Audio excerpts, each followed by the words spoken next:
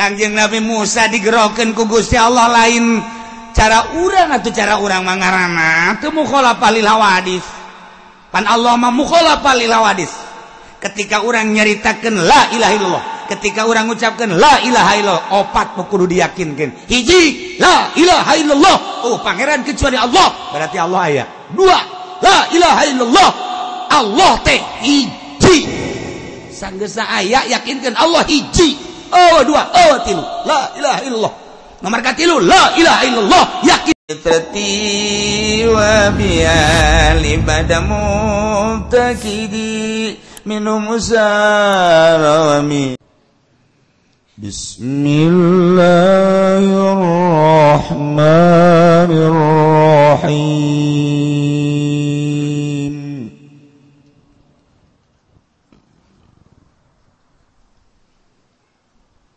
وأورثنا القوم الذين كانوا يستضعفون.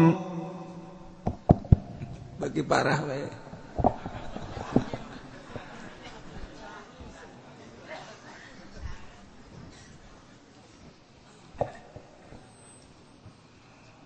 الذين كانوا يستضعفون مشارق الأرض ومغاربها التي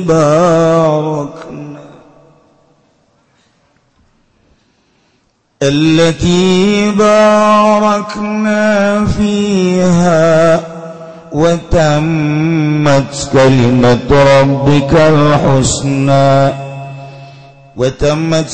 ربك الحسنى على بني إسرائيل بما صبروا ودمرنا ما كان يصنع فرعون وقومه وما كانوا يعرشون. Wallahu a'lamu bimuradi wa aurasna lan ngawariskeun isun agung al qauma ing qaum alladzina geus wong akeh kanu kang anaya ladzina kabayustad'afuna iku dan hinakeun ya ladzina kababil isti'badi kalawan den dadeakeun kaula.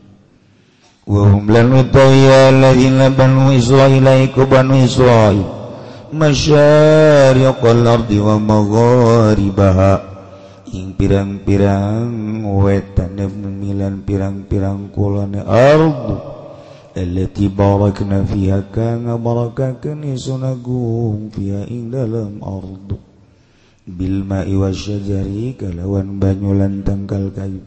Sifatun lil ardi aiku dadi sifat gaduwe ardu wa hiya Syam lan utawi ardu taiku negeri Syam. Wa tammat kalimatul lan wis sampurna apa kalimat pangeran sira Muhammad al-husna kang becik.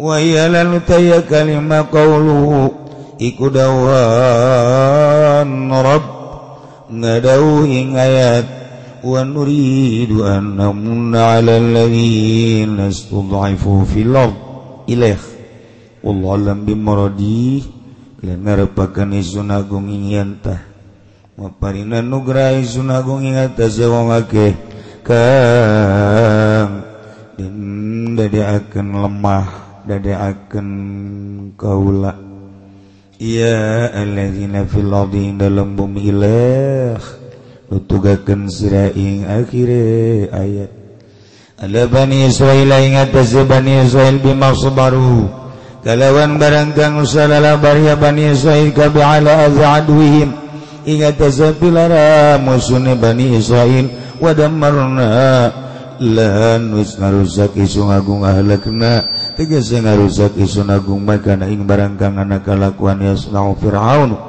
iku gawe-gawe sapa Firaun wa qaumuhu lan kaum Firaun minal imarati saking ngarameakeun negara wa makan yarishun lan barang kang ana ya lu Firaun yarishun iku ngabangun ya alu Firaun kababi kasrai wa dhamya kalawan den kasakan railan den domakeun ra'an fauna tegese ngabangun ya alu Firaun kababi minal bunyan saking adegan ngiring pirang-pirang adegan وجاوزنا ببني إسرائيل البحر فأتوا على قوم يعكفون على أصنام لهم قالوا يا موسى اجعل لنا إلها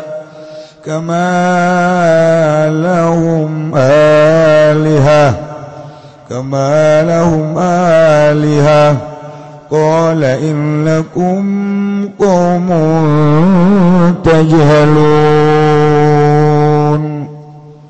والله أعلم بمuradi wajawazna lan nyebrangkeun isun agung ngaliwatkeun isun agung abarna tegese nyebrangkeun isun agung di Bani Israila kalawan Bani Israil al-bahra ing laut fa'atau maka tararka ya Bani Israil kabeh pamaru maka ngaliwat ya Bani Israil kabeh ala qaumi ing atase kaum yaqufuna kang pada netepi ya kaum kabeh bidomil kafi wa kasriha kalawan den domakeun kafe lan den kasrakeun kaf ala asnamin ing atase pirang-pirang patung lahum kang tetep kadue kaum ukimun tegese netepi ya kaum gabe ala ibadati ing atase ngaibadahan ing asnam qalu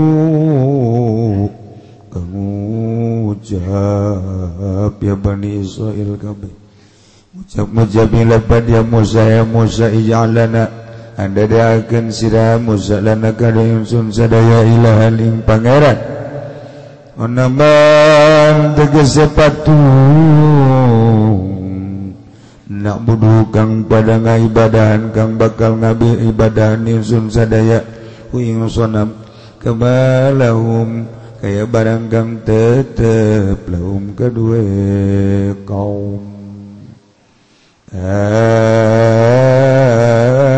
alihatun kaya barang kang tetep lahum kada kaum apa pirang-pirang pangeran kala ngucap ya Kangjeng Nabi Musa innakum qaumun tajhalun insatuhun sira kabeh iku kaum kang bodoh kabeh hei suqabaltum sekira-kira ada pada sira kabeh nikmat Allah ing nikmat Allah alaikum ingat sira kabeh bima kultumu kalawan barang kang ucap sira kabeh ing ma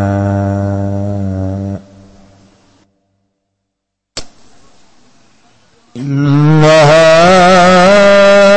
haula'i mutabarum ma'hum fi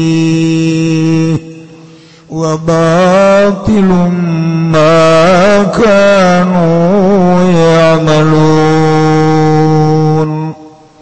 Allahu a'lamu bimuradina ulai satuna ikila samudayana kaum mutabarun iku dan rusak alikun degazaiku kang rusak mutabarun iku kang rusak alikun degazai kang rusak emma barang mutawiya kaum kututupin dalam mak wabatilun lan iku kang batal wabatilun makan ulan iku kang batal barang kang ana ya kaum kabeh ya maluna iku migawe kaum kabeh yang nyawa coba di hujanan gugus ya Allah de kamaran nya boro-boro nu di luar nu di jero ge sabenerna mah bala locor ayo ya nu di jero ge bocor anjeun perang pae ieu mah kakara kebanjiran itu tenang we aduh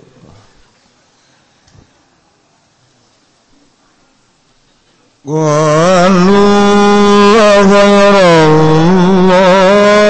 abghikum ilaha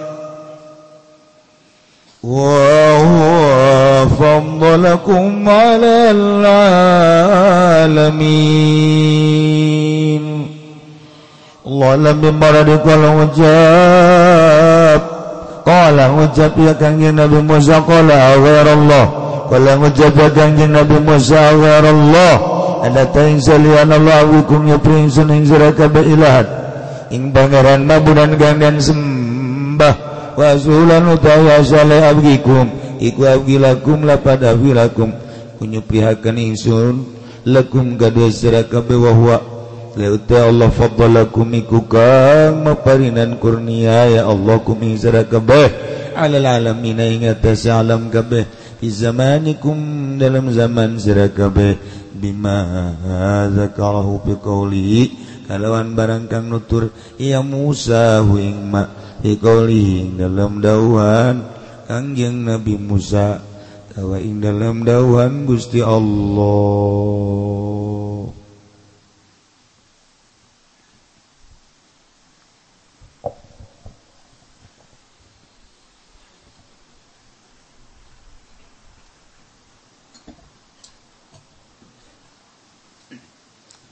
Hujan hidung kene bangunan kebel ya mau hujan bakal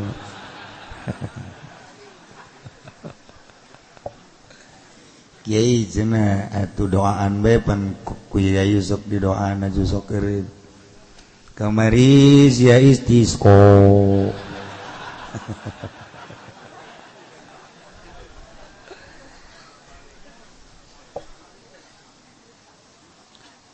coba kan nu di dapur mawa eta naon gara lap anduk tah supaya ulah ngocor caina santri nu di dapur mawa anduk gede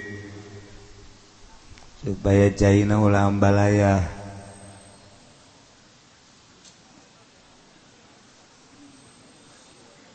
nu di dapur sahabae mawa anduk nu gede supaya caina ulah ambalaya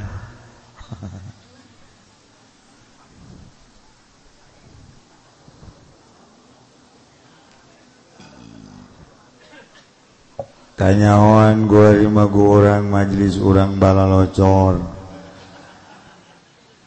kula insyaallah aya rencana dek ngabangun majelis biayana kurang lebih 12 miliar siapa ini maksudnya ngabantuan can naon can geus wah serius ya mah serius lantaran geus ngimpi kos ngabangun masjid ngimpi heula gampang jeung almarhum seserian jadi ampang kuari geus beak 10 miliar leuwih 11 masih digarapkeun hampang cek nu di majelis heueuh atuh aja teu bantuan teu naon ya, pasti hampang tapi aya unggal Jumat kukule diberitakeun kadang menang 9 juta kadang 10 kadang 11 kadang 15 kadang-kadang aya 19 juta eta unggal minggu na jadi alhamdulillah ngawujud nah ieu ge diperkirakeun 12 miliar gambarna ke saya lah cenah mau mal ngaji salila ngabangun mal kula mah ngabangun teh menta moal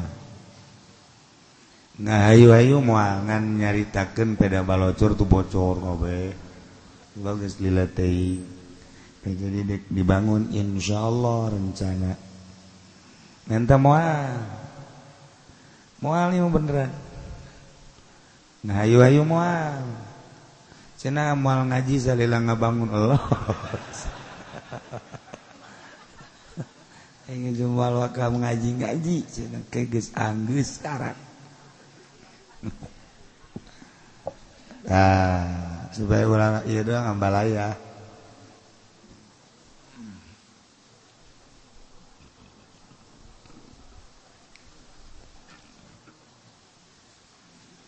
Ini lamun 12 miliar aya nu sugih 12 bae. Saurang 1 miliar anggeus. Cak nu sugih geus mulai kuari moal ngaji. Ngomong geus ngomong gitu mah cakna. Nu ngarasa sugih pasti moal ngaji. Dina ngajina jauh. Di ditu di mobil bae yang ngajina. Moal pati-pati ngawuduk lamun can boga kalapa. Paling tinggal kerupukna doang. Aduh, Masya Allah, kari hujan.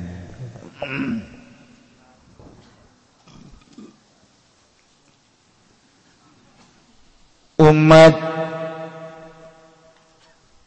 Kangjeng Nabi Musa alaihi salam, yakni kaum Bani Israel anu dihina-hina ku Firaun, anu dijadikan budak ku Raja Firaun. Gawe di arah tanagana teu dibayar, anak lalakina dibunuh letikan, anak awewena diantep, perdagangan jeung pertanian anak hasilna kudu lapor ka Raja Firaun. Lapor lain salapor-laporna tapi dicokot upeti kunyana. Nugering teu diurusan. Nini jeung aki-aki teu aya we pengurusan sama sakali. Allah nurunkeun Kangjeng Nabi Musa ditanya lametkeun kaum Bani Israel. Sebab Bani Israel mati Israel nyana di zaman Kangjeng Nabi Yusuf alaihissalam ka Mesir, anak baranakan cicing di Mesir teh nyana mah ngumbara aslina kaum umat manusia nu aya di Mesir mah ngaranna Kibti. Geus atuh aya perbedaan pengurusan Firaun terhadap Bani Israel. Digawekeun sadaekna di arah tanagan, dibayar mah henteu. Kitu keneh anak-anak lalakina dibunuh ketika lahir mun lalaki. Awewe diantep. Dagangna kudu lapor cokot upeti. Kitu keneh pertanian-pertanianna cokot upeti. Sangat biadab tindakan Firaun terhadap kaum Bani Israel. Kangjeng Nabi Musa diturunkan ku Gusti Allah, titah nyalametkeun kaum Bani Israel, titah dibawa ka ditu ka Israel supaya talalenteng. Ketika adu kekuatan Kangjeng Nabi Musa jeung Raja Firaun, nu dimaksud Kangjeng Nabi Musa dek nyalametkeun kaum Firaun.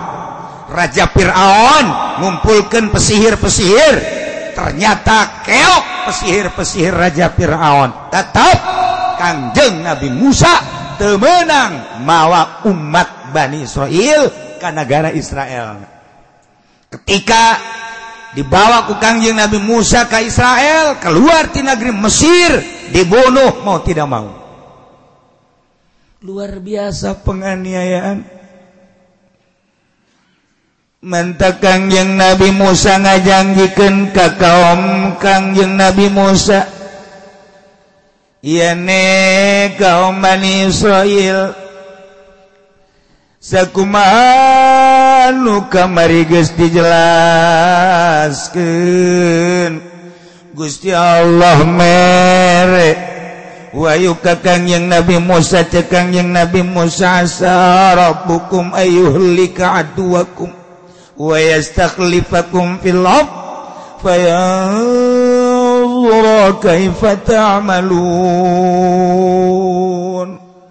Wahai kaum Bani Israil, harapan anu luar biasa ti pangeran urang yane Allah moal kebal deui engke musuh-musuh aranjeun yane Firaun beserta para penggawa-penggawana jeung kaumna bakal dirusak ku Gusti Allah ketika hancur kerajaan Firaun.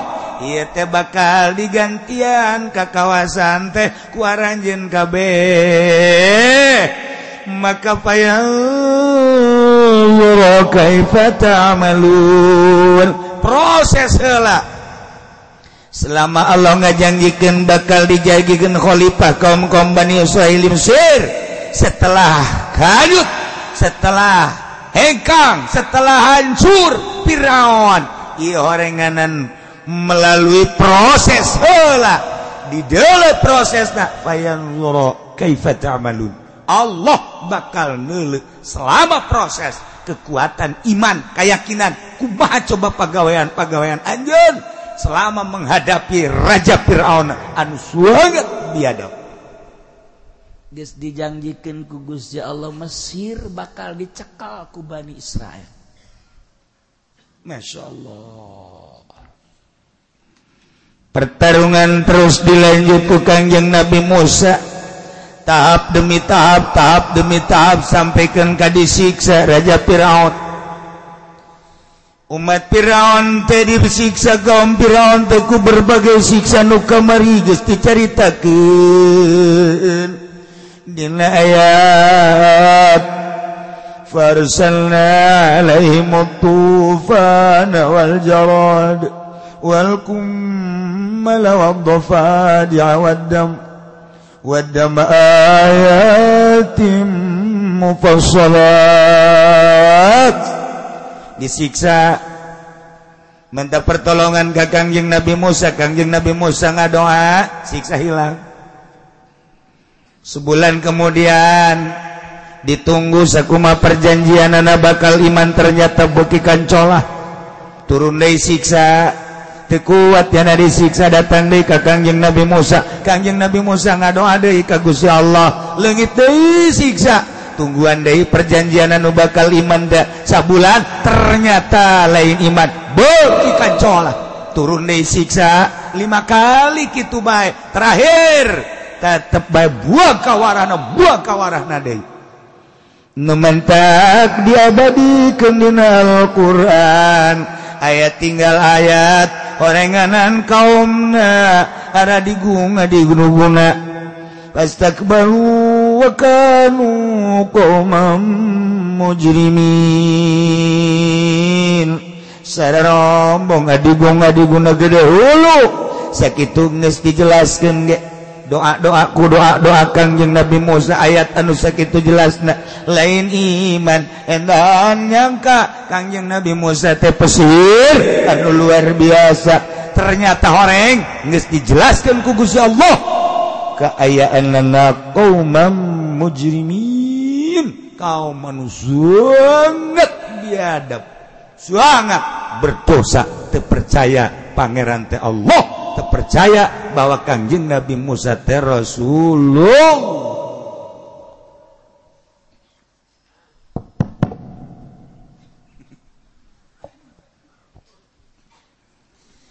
Tapi pertarungan teh terus bae, terakhir pertarungan teh tah nu kamari dicaritakeun. Kangjeng Nabi Musa teh udag Raja Firaun maksudna Bani Israil teh dek dibeakeun kabeh udag ternyata Kangjeng Nabi Musa lumpat beserta kaum Bani Israil dititah ku Gusti Allah ka Laut Merah belahan utara disebut Bahrul Kulzum. Anu geus pernah ka Yordan pernah ke Mesir mah kuari kabayang lautna.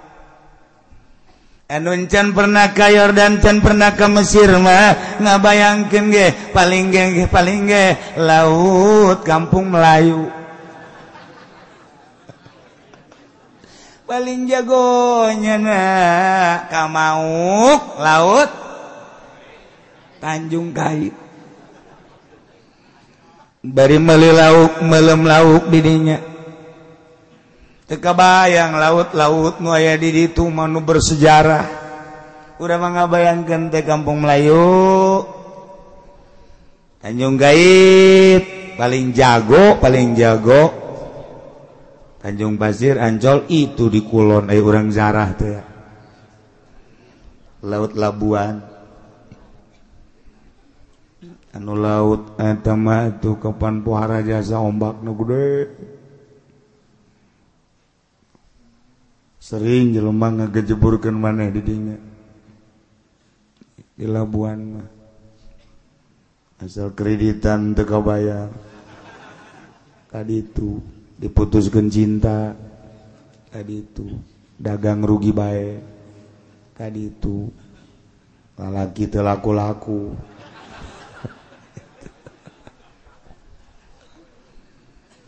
Lamun urang geus ka Yordan kamari di Yordania naik kapal ke Mesir. Kabayang eta ambalayana tengah peuting di ka Mesir. Di ditu mah jalalawara eta di Yordan mah mariksa pisah teh ku geus terbiasa. Negara turis. Jadi babarieun jasa. Ana tampung. Tek tanda tangan. Sebutan hiji-hiji. Atawa caknyana mun cara ngomong urang mah geus lah teu kudu disebutan, ieu tah bagikeun ku sia tah. Geus bagikeun we peuting-peuting teh.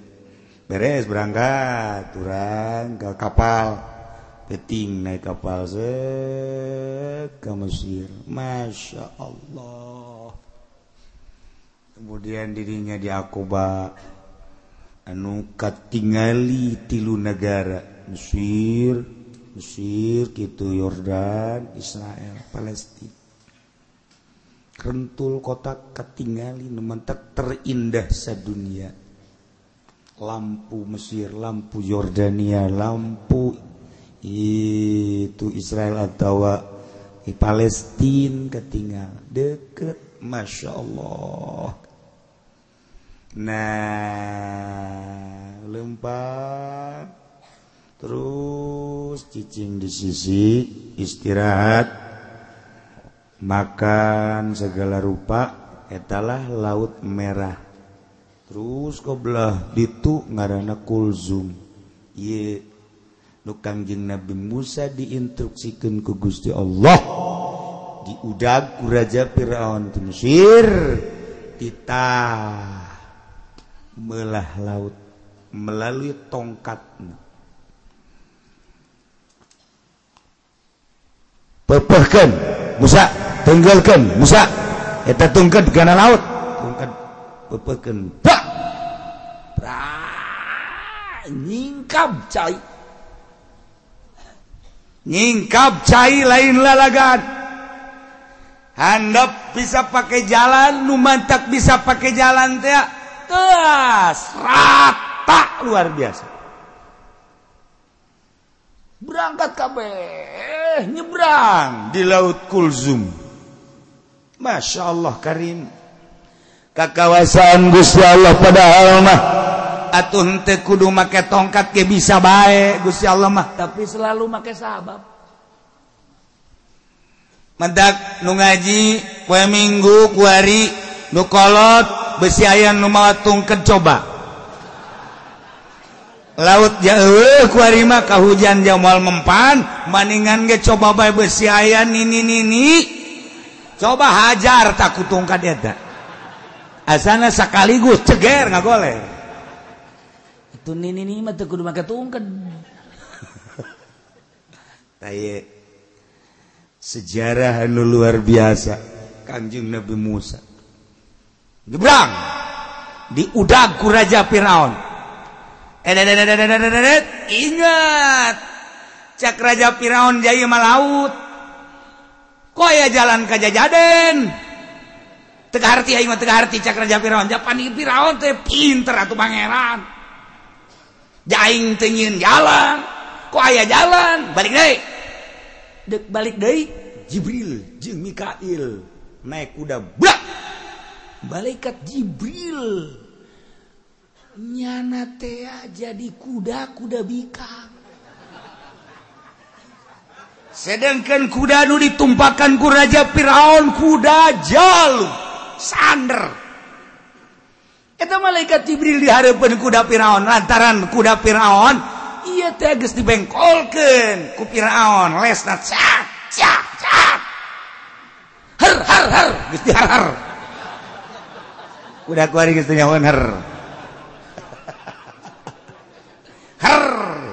belok siap artinya har belok geran itu bahasa kuda itu nya lagi ngarti itu ku bahasa eta mah coba lamun ku urang di kieu-kieu hei kuda megol teu ngarieun lain bahasanya tapi har jauh nah begitu dek mengkol kuda jeung malaikat Jibril alaihissalam eta deui hebatnya sama malaikat Jibril buntutna ngacung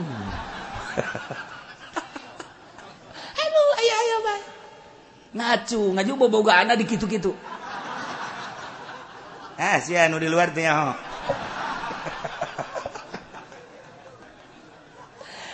jadi kuda teh geus teu nurut kana numpakan kuduna makan nurut kana numpakan diherkeun teh biluk ieu mah teu kuda teh nyongsrong ngeuleuh bobogaan kuda nu hareup lantaran cak jana meureun lain deui bae kok model jadi kuda Firaun ngudag lain ngudagna naon ngudag eta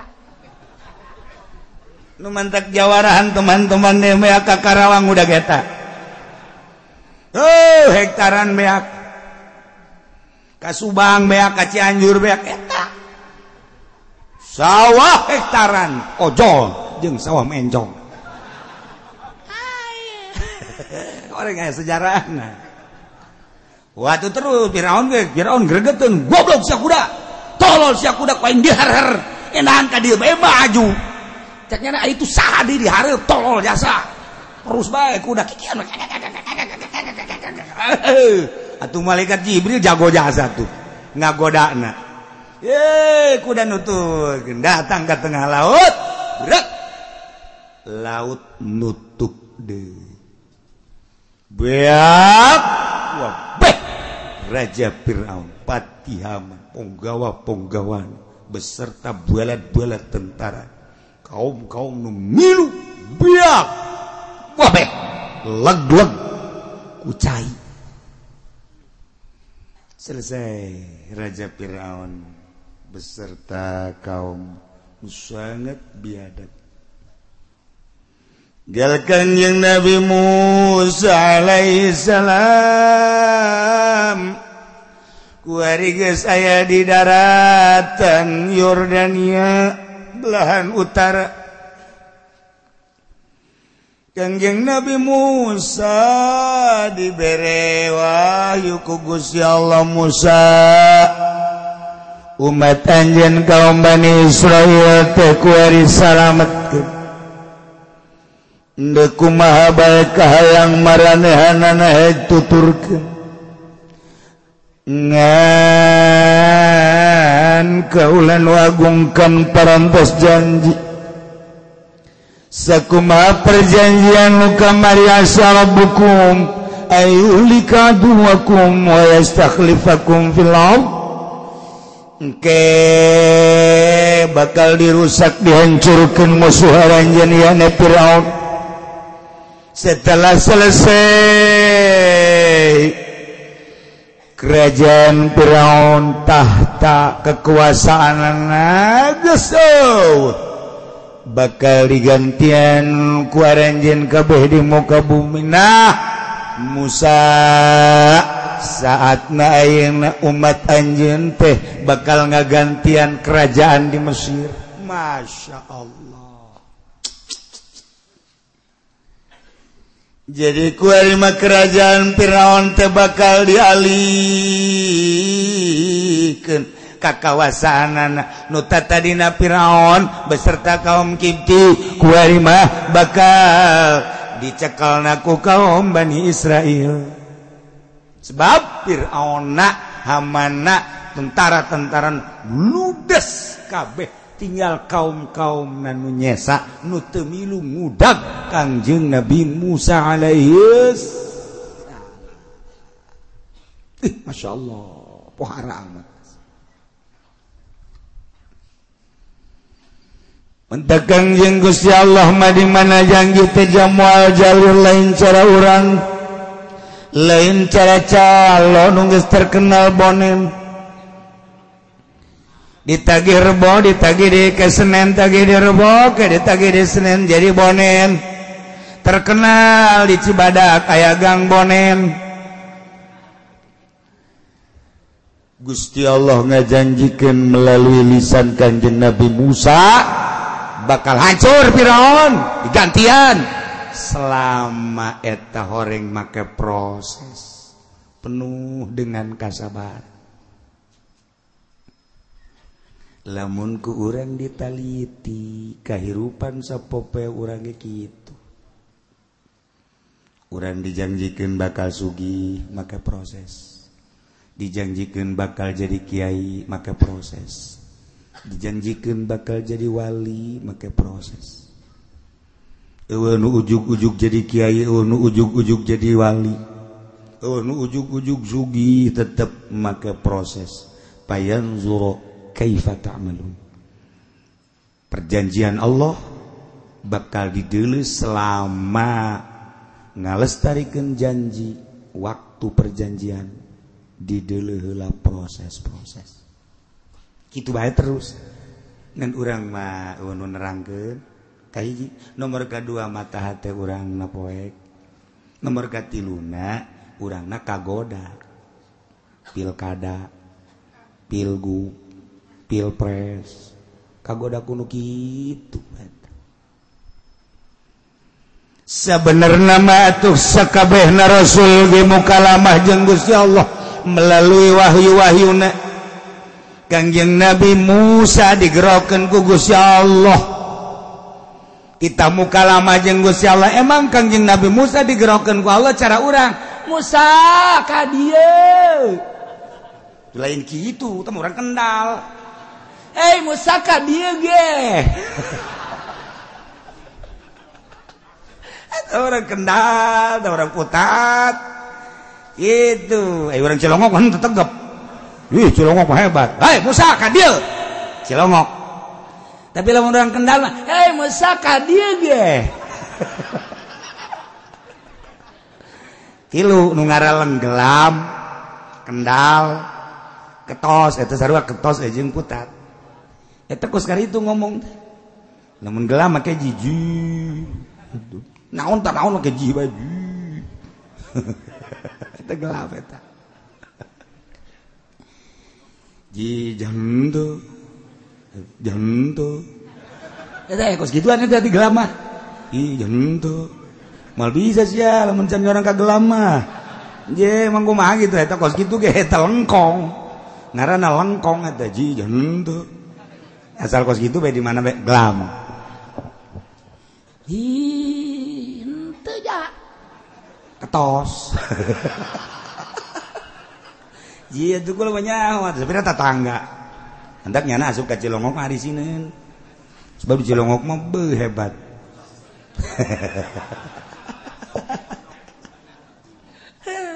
Aya nu pangjorena pondok.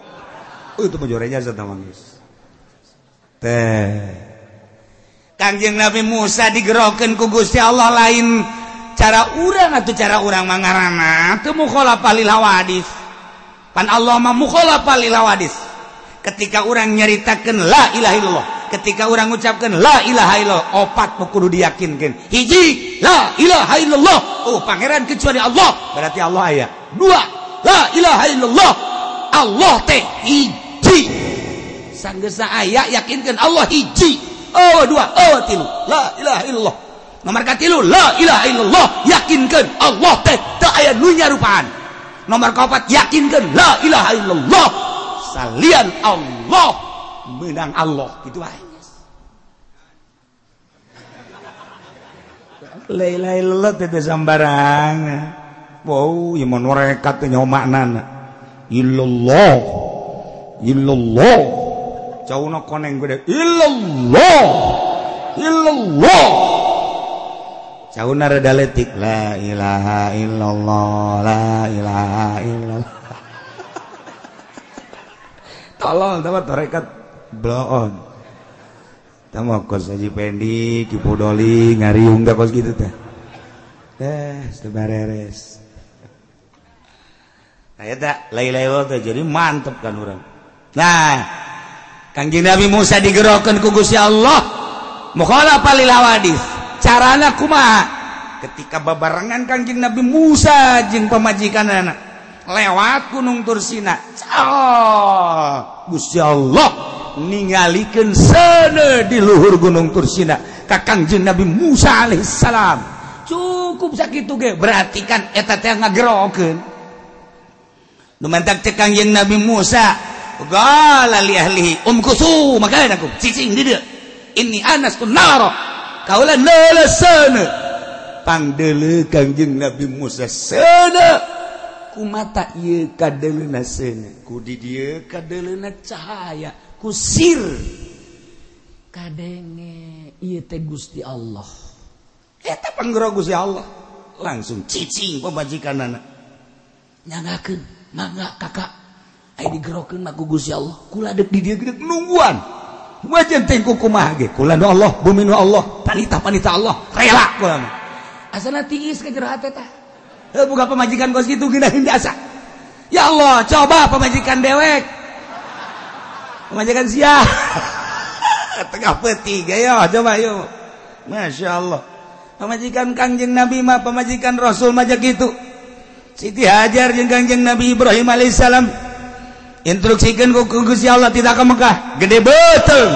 Nu aya di jero beuteungna Kangjeng Nabi Ismail datang ke Mekah. Langsung nyieun tina tangkal korma tek supaya ulah kapanasan, ulah kahujanan, beres cek Gusti Allah Ibrahim pulang deui ka Syria ka ditu. Tinggalkeun pemajikan anjeun, tinggalkeun neng kakak titah balik deui ka ditu ka Syria. Bener titah ku Gusti mohon lamun ieu titah ku Gusti bumi nu Gusti, kakak nu Gusti, kula nu Gusti, tadina ge eueuh diayakeun ku Gusti ulah ulah naon gitu ngaranna. Wah, ulah bingung, ulah cangcaya, laksanakeun perintah Gusti. Kula ge di dieu ngalaksanakeun perintah Gusti. Nyangakeun, mangga urang sarua tawakal ka Gusti Allah. Kangjeng Nabi Ibrahim kan ngeunaheun hatena. Berangkat ka Syam. Pamajikanna Siti Hajar ditinggalkeun gede beuteung. Teu mikiran kumaha ngalahir, saha bidana, saha dukuna teu. Allah kurang lamun ga pamajikan gitu asana geus moal kuru awak. Moal ieu mah ngalang layung, sugih ku sugih na ngalang layung biasa. Mikiran pamajikan. Kakak deui mana? Ngariung. Kalah tuh pan ieu pagawean kakak. Sia mah. Kudu pagawean kakak ieu beuteung nang saha. Ulah ditinggalkeun kulang ke kumaha lamun mules tengah peuting eueuh deui panyalindungan iwal ti kakak. Ulah ka mamana kalah kula mah teu ridho jasa. Tetapan eungap urang. Nek ngariung bae teu meunang. Eungap jasa. Tetakan teu ngeunah. Coba lamun kieu mah. Nek ka mana Kak? Eta tetangga nu kamotan tahlil. Heuh Kak ka ditu hade ge. Jadi seorang lah, tuh seorang jaya Allah. Mantep. Ngeunaheun azan kana hate mantep biasa. kumaha lamun neng karasa beuteung tenang bae kalah geus pokona kumaha teh kumaha ge ya Allah ieu ke pertolongan Allah datang deuh amis asana urang ngariung ngarokok ngobrol tenang we bandi ditu ngomong doang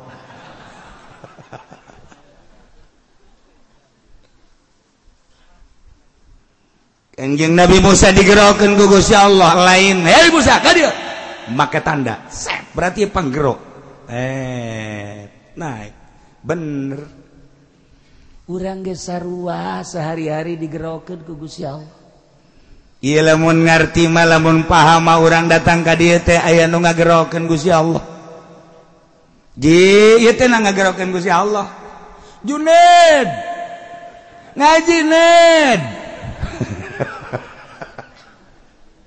ngan lain kitu Gusti Allah ngagerokeunana mandi set di jero hate ngaji eta nang saha Noel ja itu digerokeun mah ku Gusti Allah boro-boro urang Serang boro-boro urang Merak boro-boro urang Bandung ieu panu ngaji Bandung Tasik Ciamis Panararaya neuk naraon meureun ka dieu aduh malam kamari anu bebeja ti Cilacap ambo jauh amat sukula-sukula ngarti tah henteu sia bahasana naon lah jangan ngerti gua mah ngaji bae ka dieu jian naonan nang saha toel ku Gusti Allah nu katoel digerokeun ku Gusti Allah datang nu teu katoel sadeupa ti imah indit kaluarkeun cenah mobilna mumpung sukene engke mah hese kaluar motor kaluarkeun eta naon eta atuh teu ditoel ku Gusti Allah teu disalahkeun tenan teh encan aya panggupai Gusti Allah bae ieu menang Allah lain kudu digerokeun hei ka dieu cara di SD disebutan hiji-hiji pendek udur teu hadir pudoli hadir itu mah ngaranna disebutan hiji-hiji teu kitu Gusti Allah mah rahasia Allah digerokeun ku Gusti Allah tek datang ternyata horenganan deuk dihujanan kuat ente sia eta mah kaditu mangke lamun ngaji hakikat ieu mah keur carita bayangan Kangjeng Nabi Musa digerokeun melalui seuneu Kangjeng Nabi urang digerokeun ka gunung Muhammad mun dijabarkeun ka dieu ka luhur gunung di dieu maneh nu bakal dibere wahyu ku aing cang Allah ka dieu ngan cicing heula di dieu meunang saha eta kituna ngagerokeun Gusti Allah melalui tanda-tanda hanya jelema anu digerokeun ku Gusti Allah nu ngarti ya nu mantak ahli-ahli thariqah di mana geus lempeng aya panggupai ti Gusti Allah pirasat ngaranna ka rasul mukjizat nabi mukjizat wali karamah kiai melalui mauna aya panggupai kaditu ulah nu eta mangan hese dicaritakeunana sebab tah mah rahasia nu paling jero. Jadi digerokeun ku Gusti Allah, teu lain teh digerokeun jeung moal bisa gerokeun. Ka dieu Musa. Mun dijabarkeun padahal mah lain kitu. Beres cenah tak ini anastu nar. Kaula neuleusana di luhur gunung berangkat. Horeng deuk muka lama jeung Gusti Allah dibere wahyu. Sarua urang ge. Lamun dak aya jelema. Aya jelema dijadikan kiai digupai ku Gusti Allah ceng mondok eta nang saha nang Allah gagah sugih aya teh digupai ku Gusti Allah teu betah ieu mah nya susah jasa haji bapana ge sia aya betah terus atuh itu betah sabodo sia geus kos itu ngomongna geus dipiceun tapi nya betah bae masyaallah jeung ngaji eta teh nang saha nang ngagupai Gusti Allah ceng pondok sia melalui proses bayar dulu kai patamalun didelekeun kumaha pagawean sia ayo terus tahun 2 tahun 10 tahun 15 tahun bisa nyana mil jul biasa sorok alpia jual maklum nantek wah be patul muin dan zak balik ceng balik kawin ceng kawin nang Gusti Allah teh teu ka harti bae ku urang ceng bagan ngaji budak ceng agak ceng pilkada ceng ilu ceng hancur sia ceng nah eta nafsu terus urang diaping aya di diaping ku Gusti Allah mah salamet terus makin ka ditung ibadah hudang beuting ceng nang Allah hudang tahajud ceng sareng jeung kitu ilmu geus aya di sia nganyaho geus aya di sia tinggal siap perang jeung nafsuna doang tahajud tengah penting Allah terus beki bersinar selama 40 peuting urang tahajud bae selama 40 peuting urang tahajud bae eta engke sinar kolbu naik ka beungeut cahayaan beungeut mantap kanyahoan 40 peuting teu leupas tahajud bari ikhlas kadeule sinarna wehey nyana hideung cicing dinu poek mal kadeule ge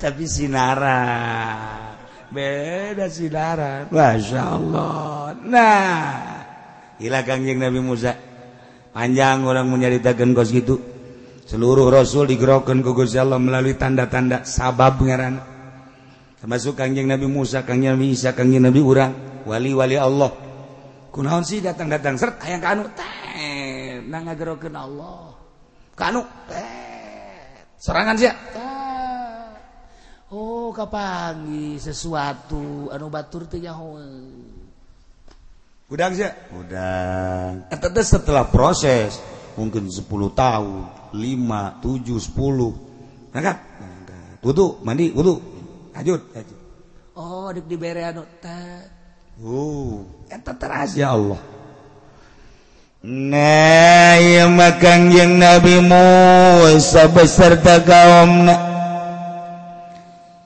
dek ngalestarikeun janji ti Gusti Allah nyalametkeun Bani Israil dipimpin ku Kangjeng Nabi Musa tidinya Kangjeng Nabi Musa kita ngabejaan ka kaumna kaum Bani Israil gerak kaditu ke Mesir kuari mah tuh Mesir teh gerak urus raja jeung patihna geus teu aya balad-balad tentarana geus teu aya kaum-kaumna anu marilu jeung raja Firaun geus kuari geura persiapkeun jang raja geura persiapkeun jang patih geura persiapkeun jang ngeusian keraton Mesir ya Allah numantak Gusti Allah wa awrasnal qaumal ladzina kanu yustad'afun wallahu a'lamu bimmaradi wa awrasna kami doa agung geus ngawariskeun Musa ka kenal kaum maka kaum alladzina kanu yustad'afun nyata jelema-jelema anu dihinakeun dijadikeun abid baheula teh ku raja Firaun yakni wa hum Banu Israil orang-orang Bani Israil cak Gusti Allah aurasna kami ngawariskeun musakakeun ka Bani Israil masyariqal ardi wa magharibaha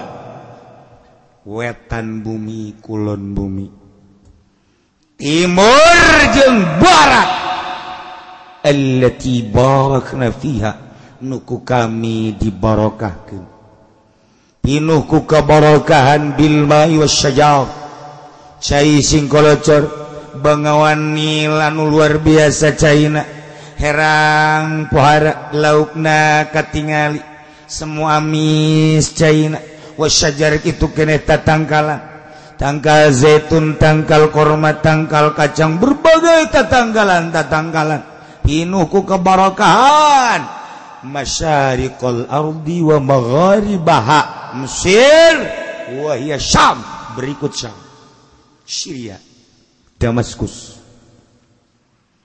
tuh gerak tah jang maneh tuh cek Kangjeng Nabi Musa kaum kuari mah geus dipersilakeun ku Gusti Allah Ina kakawasaan Fir'aun baheula kuari ku urang digantian Mesir geus puguh Yordan geus puguh Kuwait rekod kabelah dituna terus Syria Sam masyariqul ardi wa magharibaha kabeh dipersilahkan sok urus ya Allah ya Rabbi diurus sangeunah-ngeunahna jeung saindah-indahna diurus ku Bani Israil anu tatarina urang Bani Israil teh hirup anu diperbudak kuari kakarak menangkak kalaluasan pertanian dibebaskan perdagangan dibebaskan berikut segala rupa dibebaskan pengurusan anak dinginah pinuh ku kebarokat geus puguh cai curcor kitu keneh tangkal kayu usaha perdagangan indah anu luar biasa ialah pamere ti Gusti Allah ti penghinaan datang ka kemuliaan ia melalui proses penindasan ti Raja Firaun mandak ketika orang ditindas tunggu tanggal main engke ge aya mandak Bunawas mah beda lamun naik sepeda turun jadi Bunawas jadi bakal nanjak namun yang nama nanjak seserian Bunawas nanjak seseri bakal turun gitu Bunawas orang malah yang namun keur turun huhaha teu nyaho hareng nanjak mun keur boga duit beuh awak sehat duit loba kendaraan aya pemajikan sehat ayo orang ke Bali ayo ka ditu ayo eta ngaranna keur turun hahaha sakedeung deui deleukeun sia mobil tabrakan duit aya nu maling pemajikan gering ayo sia nyanana darah tinggi atuh nanya dah duadak ana indal munkasyrah cek Gusti Allah kula babarengan jeung jelema nu hatena hancur hatena sedih urang ketika keur sedih susah Allah babarengan jeung urang tinggal ngagunakeun hatena sing ade sadar bahwa ieu tenang Allah tunggu seminggu sebulan setahun bakal ditaekeun ku Gusti Allah jelema di pondok mun kasirah duit saaya-aya pakaian saaya-aya anggal ge beuh hiji kud limaan geus kitu bae di pondok mah geus nyeuseut sorangan masak sorangan dan lain-lain sebagainya sorangan serba sorangan mun kasirah lain teu bisaeun nyana gaul jeung batur lain teu bisaeun nyana ulin fasilitas ala kadar motor bae mah aya di imahna bergaul jeung babaturan aya tapi nyana mengasingkan diri keur mun kasirah ka Allah keur dibarengan ku Gusti Allah tunggu ceng sakedeung deui sia ayo ana indal mun kasirah mantak dihina keur di pondokna mah kos lain jelema pajar ririwa lamun balik teh mah eta si budak saha si Junaid emang jelema teh naon emang kunaon gitu ih teu kos gitu amatnya kabeh ngahina masyarakat ngahina pemuda ngahina komo awewe malah mun ditanya sadaya eta naon gitu atuh geus luar biasa jore artinya jore sikapna make samping make baju make celana make naon kopea lah maskara itu jauh jeung stan-stan nu ayeuna jauh jeung mode-mode nu ayeuna geus teu perlu mode nya mah kuduna ge hirupna tuh di pedalaman Sumatera tapi tenang we nya dina kurang lemur kalem mun kasiro hatena tapi begitu balik ka imah Masya Allah boy budak aya nu azan saya tak si Junaid ngeunaan sorananya asa-asa di Madinah emang ada yang adzan kos itu weh Junaid atuh Allahu akbar cak awewe teh weh aing ge daek dikawin ku nyana tah Masya Allah kakarak adzan ya Allah ya Rabbi pas ngariung nyana jadi protokol. Baik, mantap jasa. Saudara-saudara sekalian, alhamdulillah acara ini akan kita mulai diawali dengan Fatihah. Kita sama-sama baca Fatihah. Setelah itu maka kita dengarkan bersama qori kita. Oh, qorina. Ned can datang. Ya kudu kumaha? Siapa itu? Ya, pantang mundur sekian. Junet hebat jasa ya. Kaning bau cewek-cewek lomba jasa kan dedi. Ngaran ge pemuda tuh. Nyana. Mohon maaf karena qori terlambat. Mungkin macet. Jadi saya untuk mengganjal. A'udzu billahi minasyaitonir rajim.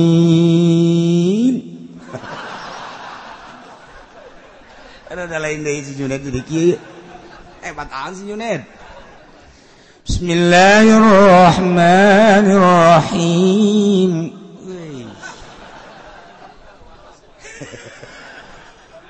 Lam yalid wa lam yulad wa lam yakul lahu kufuwan. Awewe ribut. Ngomong aing teh mah, ngomong aing ribut. Tuh si Junet tadi nama di Ciduan barang balik pohara. Ya Allah, beres ya ngaji Quran mau balik tidak datang di mana. Aduh tidak datang mau balik Ned mau balik tidak datang ayo manya bubar ku masih ya jatuh siap baik. Ya Allah ya Rabb. Wow pidato sedek-dek Junet. Beres ceramah diakhiri ku mamaca.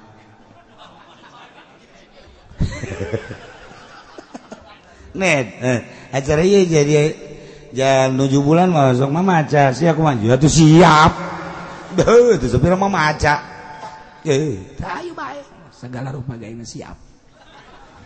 Sia bisa atuh eta lagam. Ya, tuh kumangke bae. Aing menele mustamena we mustamena teu nyaona naon atuh malah nyalahkeun. Kecuali mustamena palinter.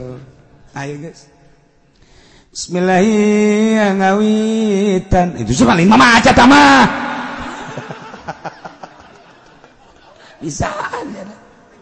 Tah Junet beun nu tatarina badina kos kitu piwalieun mah serba bisa. Ya Allah. Isukna si Junet kita maca rawi. Ya, riipis rawi. Pondok sapopoe maca rawi, Pak. Al-jannatu wa na'imu wa sa'adun liman yusalli wa yusallim wa yubariku alaih. SMP lain SMA lain soreng sanawiyah. Allah.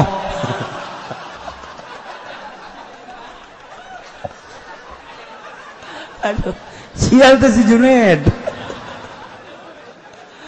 Nah, emang gitu digerokeun gugus sama mondok ceng. Mondok ngaji ceng, ngaji.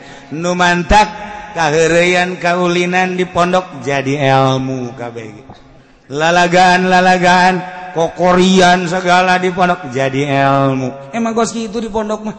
Mun nyarita Gus Dur mondokna emang bener jah henteu. Henteu Gus Dur mah maling lauk bae guru beak lauk lakunya. Masya Allah, barang ujuprak, cak guruna saya nu ngalaan lauk, barang di dalam santri, waktu kabur, tinggal Gus Dur menghadap tadinya. Oh, kirain siapa? Besok kan mau ada tamu, ini saya udah bawa duluan, caknya ke guru. Besok mau ada tamu, jadi besok udah nggak usah susah-susah lagi, caknya. Padahal masa daek ngomongnya na bae. Cak guru nanya, nyok ayat tamunya. Ya itu Gus kalau gitu mah bagi dua. Iya nggak apa-apa bagi dua. Buat anak-anak aja caknya punya anak. Gus Dur emang bener atuh lalagaan kan. Tapi jadi Masya Allah lemun urang nyompralkeun meureun wali. Emang kos kitu.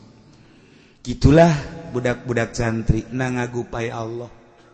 Sok akurkeun gerajeng sakola dia yen kudu serba duit bae santri mah teu aya ceng ieu maot teu sanu ngurusan kula mahnya anu mandian heuy ceng jalain kitu mandian kaluaran anyar beres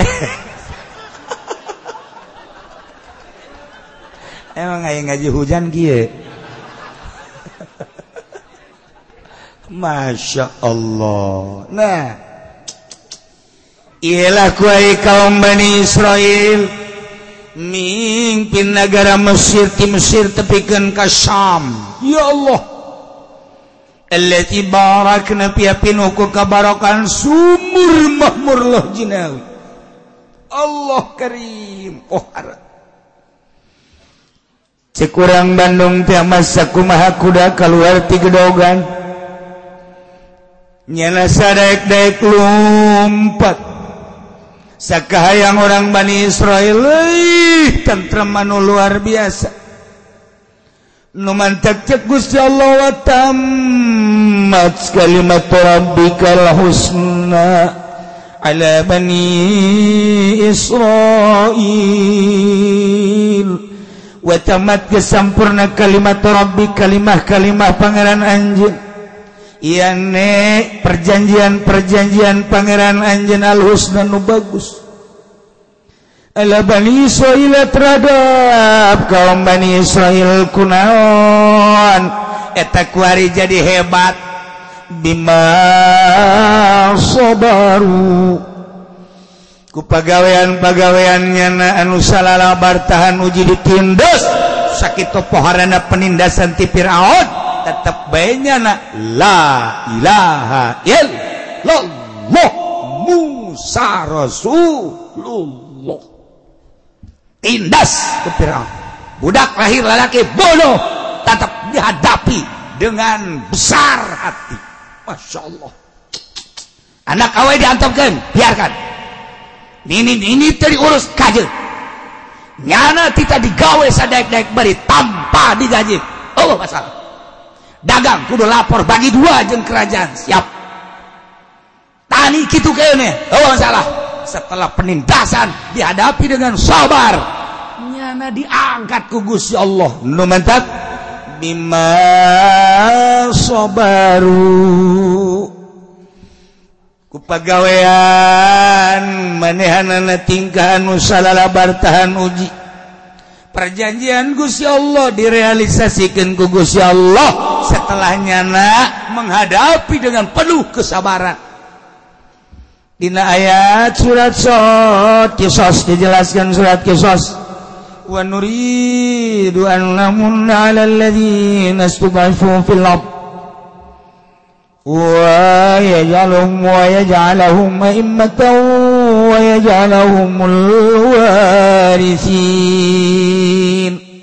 Engke di surat Qisas bakal papanjangan nama tentang cerita-cerita Kangjeng Nabi Musa alaihi salam. Ieu makan ngan sakadar ngababerah ka Kangjeng Nabi hungkul. Kangjeng Nabi teh dihina ku kaumna, Kangjeng Nabi teh dihina ku pembesar-pembesar. Kangjeng Nabi teh dicaci maki ku pembesar-pembesar Mekah. Dibere contoh Kangjeng Nabi ku Gusti Allah, ulah prihatin, ulah sedih Muhammad, lain anjeun bae dek negakeun agama dakwah fisabilillah. Deuleu kaum nu baheula, deuleu rasul-rasul nu baheula, can sakumaha anjeun mah Muhammad. Sok urang dongengkeun yeuh Musa, didongengkeun ku Gusti Allah. Ternyata tenang Kangjeng Nabi. Hanya ngabeberah teh Kangjeng Nabi. Ketika Kangjeng Nabi sujud, kemudian cek Abu Jahal saha anu bisa tuh nendeunkeun handalan tuh ka pundakna heh tendeun Masya Allah ditendeun ka dinya ku salah seorang pemuda blak Kangjeng Nabi keur sujud teu bisa udah jeroan onta diasupkeun kana karung mata tukang karung teu beres eta tah tendeunkeun ka dinya Kangjeng Nabi kan teu bisa. Oh, teu bisa udang. Tetep bae Kangjeng Nabi maca Subhana rabbiyal a'la wa bihamdi. Subhana rabbiyal a'la wa bihamdi. Subhana rabbiyal a'la wa bihamdi. Abu Jahal, Abu Sufyan beserta rekan-rekan seserian yang serikeun. terus anu ngabejahan ka Siti Fatimah ulah cicingin emang tuh deuleu bapak maneh di masjid bisa udang kunaon emang tuh deuleu kodinya bener bae cat dialaan ku Siti Fatimah dicabut karak Rabbi firli warhamni wafat coba Siti Fatimah nyarekanan ka ditu susurian kabeh sapira Fatimah tuh coba urang macan sakumaha kakarak dek magahan ngaji nu daratang mah ulah waka marah kakarak urang dakwah kucak-kecek haji jelema baralik ulah waka dakwah deuleu ta Kanjeng Nabi urang macan pernah diciduhan kakarak diomongkeun deang diomong-omongkeun lah diomongkeun ieu teh kena kulit kena hate doang can sabaraha Kanjeng Nabi coba masyaallah geus beres di dieu balik diciduhan deui Muhammad masyaallah ketika Kanjeng Nabi berangkat ke salah seorang jelema anu buang ka wareh Kanjeng Nabi naik himar kocek-kocek maksudna dek dakwah ka Imam Abu Sufyan begitu datang ka hareupeun Imam Abu Sufyan kumaha emang Kanjeng Nabi dihormat lain turun Muhammad cangcang ka himar cangcang aju kumaha cek Abu Sufyan teh ambe maneh jeung ambe himar bauan maneh Muhammad coba eta kan bahasa lain laga Kanjeng Nabi biasa bae sekedar ngajak ka Allah urang can sakumaha urang mah tuh kakarek ngariung teh dibere berkat bae ge ku ceurik ya os kitu mah can jadi kiai tuh lamun diondang dianterkeun teu hujan gede berkat eueuh nu ngongkosan eueuh kakarak eta kiai nu geus kitu ieu mah masukna di agung-agung ya peda leutik doang meureun kitu pod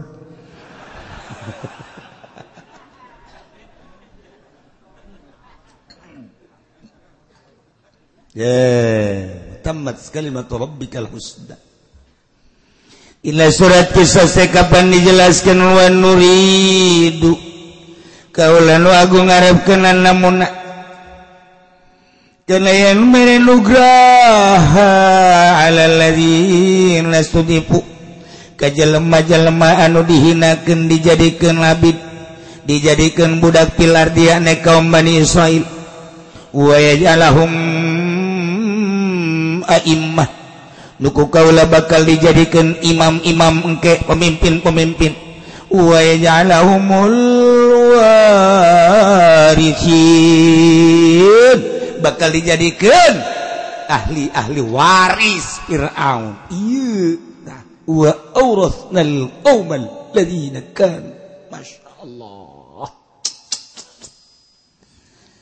wa dammarna ma kana yasna'u Fir'aun wa qaumuh wallahu lam maradi wa dammarna kaulan wa agung ngarusak maka kana bangunan-bangunan wayasna Firaun dijieun ku raja Firaun wa qaum wa ma kanu yarisun jeung berbagai bangunan-bangunan anu dibangun diluhurkeun ku raja Firaun dirusak ku Gusti Allah dihancurkeun heula diberesan raja Firaun hanyut beserta bala tentarana jeung kaum anu ternamana kerajaan-kerajaanana dihancurkeun ku Gusti Allah melalui angin jeung gempa bangunan-bangunan sekitarna da ngabangun Firaun beak kabeh wa dammarna ma kana yasna Firaun wa qaum meunang ngabangun raja Firaun istana-istana gedung-gedung aula-aula hancur kabeh ulah aya tersisa supaya ngeunaheun kaum Bani Israil mimpin negara Mesir sesuai jeung aturan-aturan syariat anu dipimpin ku Kangjeng Nabi Musa alaihis salam biak kabeh masyaallah kuari kaum Kangjeng Nabi Musa ya ne Bani Israil teh cicing di negara Mesir berikup wilayah naka ditu datang ke Syria Syam anu geus satu suara ngimankeun ka Gusti Allah Subhanahu wa taala tinggal aya sautak saeutik jelema anu encan kasiram atawa henteu narima kana siraman-siraman dakwah Kangjeng Nabi Musa anu masih kene aya hiji dua nu nyembah ka tapekong nyembah ka arca nyembah ka patung encan ngimankeun ka Gusti Allah Subhanahu wa taala eta mah ayana di pedalaman ayana di pakampungan anu jauh ti paramean. Adapun negara Mesir kota negara Syria Syam kota kabeh satu suara la ilaha illallah Musa Rasulullah mantap jasa. Itulah keberhasilan dakwah Kangjeng Nabi Musa alaihis salam. Yordania, Mesir, Israel, Palestina, Syria, Syam kabeh ngimpet ka Kangjeng Nabi Musa alaihis salam hiji we pangeran Allah. Ya Allah ya Rabb eta hayang datang kadinya teh horeng prosesna pohara jasa penyiksaan tarung-tarung heula lain lalagaan. Kangjeng Nabi urang sukses mimpin negara agama. Kapan perang sabaraha kali Kangjeng Nabi urang mimiti penghinaan cacian jeung makian ludah mah geus teu kahitung tapi terus bae dihadapi dengan besar hati jeung pinuh ku kasabaran sukses. Urang kakarak mah asupan ka lembur balik magaan ngaji hiji dua bae haju bae lah budak magaan ngaji aing mah santingan 3 nu hiji lehoan bae nu hiji gagaro bae budug nu hiji hitut bae salah sejieun aing mah aing ngariung ngajak nu mana bingung nu hitut bae nyawa sorangan kumamun maeng seretan nu gagaro bae panatu ngaranna ge gagaro kupil teh daun teh aduh aing mah lah bingung endan dak geus baralik geus ya baralik geus ngajina di nu sajan men udah deukeut ditu Ustaz ke mana? Ngojek, ngojek. Tuh kakarak sakit tuh ge. Mata kudu tahan uji. Aya jelema datang ka imah magaan ngaji aya 10 20. Angel amat ieu ka kajian imah, angel amat ka kalau beli mobil. Negara geus sakieu majuna, mobil geus ganti deui. Lampu mobil geus menyon, geus nongtot. Macem-macem aya aing angel ka. Lah ondok lain jadikeun yayasan ya geus lain deuk ka Allah kajeun ngomong Allah-Allahan ge lain henteu cenah ieu mah ngan saukur sistem deung lah bela diri lain deuk ka Allah mah lain kitu malah administrasi ieu mah cenah ngan sakadar dirapi-rapi doang ngayu sia ge di akhirat ge kumaha ieu ge pasanten salak ge di ka Allah ke henteu deui kumaha eta lah cenah kieu ulah loba omong atuh teh keur ngomong bae mah lain berarti salah yayasan teh tekad hatena duniawi kumaha cenah mun deuk nyen yayasan tapi moal kada dunia atuh bagus ngan aya teh eueuh cenah eueuh isn tuh aya bae ji dua mah bukan kitu bae teh jebah heula mah yayasan Al Husna di Tangerang barisan ngaji hebat Al-Husna teh Tangerang teh beuh pohara jasa kaluaran ge Al-Husna Tangerang bisa maca kitab sebab nu diajarkeunana amil jurumiyah sorof duh urang keur leutik kene hebat coba yayasan kuari deh yayasan kuari mah tanya ke urang ge ajak ngomong I love you say berbahasa lagi berat geus make bahasa jurig ya Allah ya Rabbi ganti bahasa ente jore ngan lolobana mayoritas dunia ujung-ujungna kos gitu eueuh jurusan wali Allah pesantren salap jurusan wali kan ngajurus doang ya jare di tetep ngajurus doang tetep bae di tengah jalan memarengkol sing tarungsep sakieu ge dijuruskeun hese datang komo itu nun teu ngajurus tak ieu keur carita tetep baik moal leungit jelema digupai nage ku Allah kade ceng mondok ceng amalkeun ceng hudang ceng ti beuti wiridan ceng cek Allah cok diangkat ku yang sia jadi solihin diangkat jadi wali mana cenah kieu wali na mana hayang nyaho mana moal loba omong moal kamari nikahkeun di ditu aya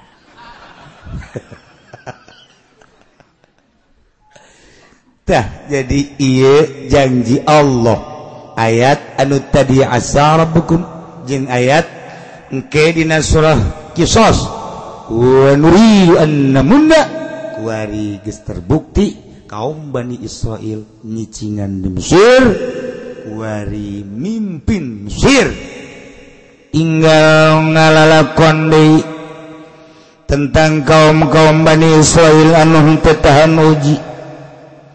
Di antara kaum Bani Israil itu orang yang sangkilang dikekele ku Kangjeng Nabi Musa dibere tauhid ka Allah terus bae teureun-eureun orenganan kersaning Gusti aya sebagian kaum anu kaluar ti agama Islam masyaallah sakitu geus mana coba وجاوزنا